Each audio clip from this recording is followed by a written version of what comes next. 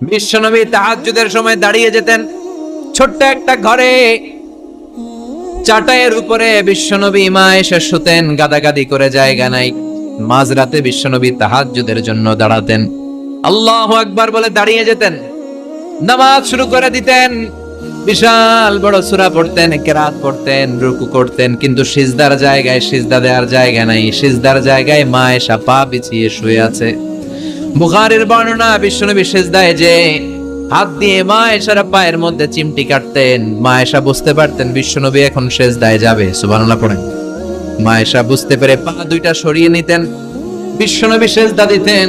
সিজদা দিয়ে বিশ্বনবী যখন আবার দাঁড়িয়ে যেতেন, মা আয়েশা পা বিছিয়ে আবার শুয়ে পড়তেন। কি ইবাদত ছিল বিশ্বনবীর! তাতাওয়াররামু খাদামা।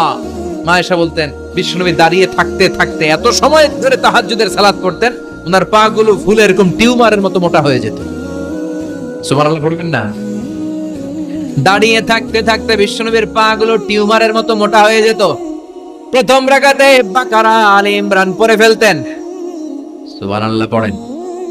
বিশ্বনবীর পা যেন ফেটে যাবে, এভাবে হাত বেঁধে দাঁড়িয়ে থাকতে থাকতে বিশ্বনবীর হাতগুলো বাঁকা হয়ে যেত, ব্যথা হয়ে যেত। বিশ্বনবী তখন হাত দুইটা ছেড়ে দিতেন।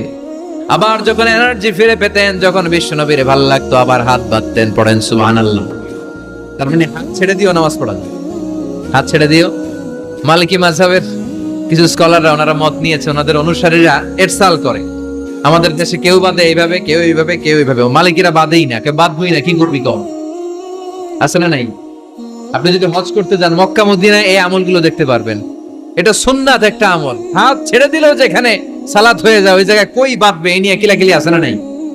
উপরে না নিচে, আমিন জোরে না আসতে, আছে না নাই? বিশ্বনবী লম্বা সময় দাঁড়িয়ে তাহাজ্জুদ করতেন। তাহাজ্জুদ করলে আপনার মর্যাদা বাড়ায় দিবে কে? সাইয়েদনা জিবরাইল বললেন, ইন্না শারাফাল মুমিন ফি কিয়ামিল লাইল। বিশ্বনবী বললেন, জিবরাইল এসে আমাকে বলে গিয়েছে মুমিনের মর্যাদা তাহাজ্জুদের নামাজের ভেতর। সুবহানাল্লাহ পড়েন। তাহাজ্জুদের নামাজ পড়লে মর্যাদা বাড়ায় দেয় কে?